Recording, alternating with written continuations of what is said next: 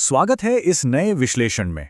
आज हम उस टीजर की गहराइयों में उतरने वाले हैं जिसने पूरे इंटरनेट पर धूम मचा दी है। Reborn as the forgotten king के सीजन 2 का टीजर बियॉन्ड द वॉइड। ये नया टीजर शुरुआत से ही एक बेहद डार्क और एटमॉस्फेरिक टोन सेट कर देता है और ये साफ बता देता है कि आने वाला नया अध्याय पहले से कहीं ज्यादा खतरनाक होने वाला है। नया अध्याय पहले से कहीं ज्यादा खतरनाक होने वाला है। तो चलिए सीधे मुद्दे पर आते हैं। सीजन 1 के उस हैरानगेज क्लिफ हैंगर के बाद सबसे बड़ा सवाल जो सबके दिमाग में गूंज रहा है वो यही है कि आखिर शैडो किंग गया कहां। टीजर की शुरुआत में ही हम देखते हैं कि अर्जुन अचानक एक घने अनंत अंधेरे में गायब हो जाता है जहां सिवाय एक डरावनी खामोशी के और कुछ नहीं है।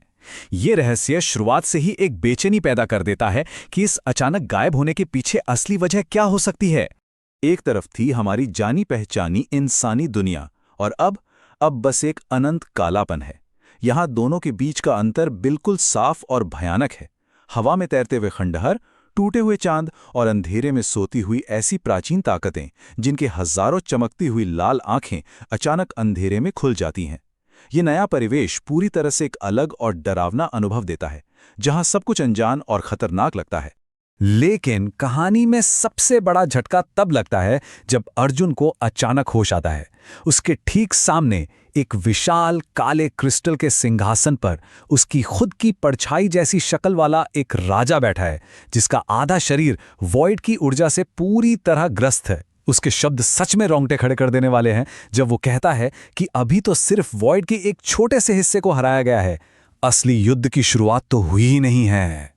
अब ये एक ऐसी बात है जो सीजन 1 के सारे तथ्यों को पूरी तरह पलटकर रख देती है। जरा ध्यान दिया जाए, जिस वॉइड मोनार्क को पिछले सीजन में सबसे बड़ा और आखिरी खतरा माना जा रहा था, दरअसल वो इस बड़े कॉस्मिक चेस गेम में किसी मिडिल मैनेजर या एक छोटे से प्यादे से ज्यादा कुछ नहीं था। ये इस बात का सबूत है कि इस नई दुनिया में दुश्मन की असली ताकत अभी तक पूरी तरह से छिपी हुई थी।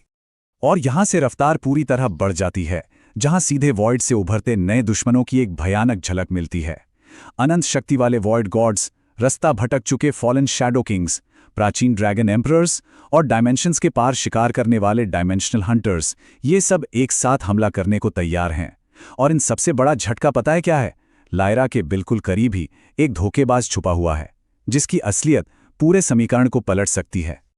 तो मुख्य मुद्दा ये निकल कर आता है कि इस नए सीजन का सर्वोच्च विलन यानी इबिस एम्परर मैदान में उतर चुका है। अगर वॉइड मोनार्क सिर्फ प्यादे थे तो ये इबिस एम्परर वो कॉस्मिक खिलाड़ी है जो इन मोहरों को चला रहा है। ये वॉइड रील्म का सबसे बड़ा शासक है, एक ऐसी प्राचीन शक्ति जिससे खुद वॉइड मोनार्क्स भी खौफ खाते हैं। इसका आना ये तय करता है कि आगे का युद्ध किसी आम दुश्मन से नहीं बल्कि ऐसी ताकत से है जिसका पैमाना पहले कभी देखा ही नहीं गया। और जब अर्जुन इस वॉइड डायमेंशन में फंसा हुआ है तो पीछे इंसानी दुनिया पूरी तरह से मिट्टी में मिल रही है। अर्जुन के गायब होने के पहले दिन से लेकर आगे के महीनों तक का सफर बेहद दर्दनाक है। साम्राज्य तिनका तिनका करके बिखरने लगता है, पुराने मैजिक सील्स टूट चुके हैं, जगह जगह अनजान मॉन्स्टर्स का आतंक है और अब असहाय होकर बचे हुए इंसान उसी शैडो किंग के वापस आने की पूजा कर रहे हैं इस उम्मीद में कि शायद वही उन्हें बचा सके। लेकिन इन सभी हालात के बीच एक शख्सियत ऐसी है जिसने हार नहीं मानी है और वो है लायरा। वो किसी भी कीमत पर यह मानने से इनकार कर देती है कि अर्जुन मर चुका है और निकल पड़ती है एक बेहद खतरनाक यात्रा पर। वो अनजान और प्राचीन खंडहरों में भटक रही है, अलग अलग डायमेंशंस को छान रही है ताकि अर्जुन को वापस लाने का कोई ना कोई रास्ता ढूंढ सके। ये सफर बिल्कुल आसान नहीं है और हर कदम पर जान का खतरा बना हुआ है। और इसी सफर में एक ऐसी भयानक भविष्यवाणी पढ़ने को मिलती है जो इस आने वाले युद्ध के पैमाने को बेहद बड़ा बना देती है। इसके अनुसार जब आखिरी शैडो किंग वापस आएगा तो या तो ये दुनिया पूरी तरह से बच जाएगी या फिर इस पूरे अस्तित्व का ही अंत हो जाएगा। ये लाइन अपने आप में दिमाग हिला देने वाली है जो सीधे तौर पर सीजन 2 के ऊंचे स्टेक्स और आने वाले विनाश की आगाही देती है। टीजर के अंतिम हिस्से कहानी को एक नए ही चरम पर ले जाते हैं जहां विजुअल एस्केलेशन कमाल का है। पहले हम देखते हैं कि अर्जुन वॉइड के एक विशाल पहाड़ पर अकेला खड़ा है, फिर अगले ही पल एक नया काले रंग का आर्मर उसके शरीर पर बनता हुआ दिखाई देता है जो पहले से कहीं ज्यादा खतरनाक लग रहा है। और उसके ठीक पीछे एक अनंत शैडो आर्मी तैयार खड़ी है जो इस कॉस्मिक युद्ध में उतरने के लिए पूरी तरह बेचैन है। क्लाइमैक्स आते आते अर्जुन का एक बिल्कुल नया, बगावती और विजयी रूप सामने आता है। एक वक्त था जब उसे एक राजकुमार के रूप में दर-दर भटकना पड़ रहा था, पर अब वो एक ऐसा राजा बन चुका है जो देवताओं को भी चुनौती देने से पीछे नहीं हटेगा।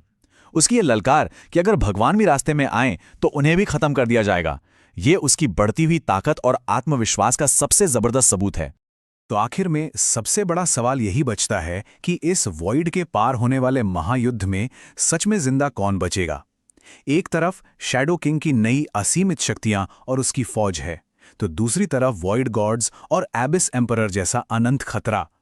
ये आने वाला मुकाबला इस कहानी का रुख हमेशा के लिए बदलने वाला है। इस विश्लेषण में हमारे साथ जुड़ने के लिए बहुत बहुत शुक्रिया।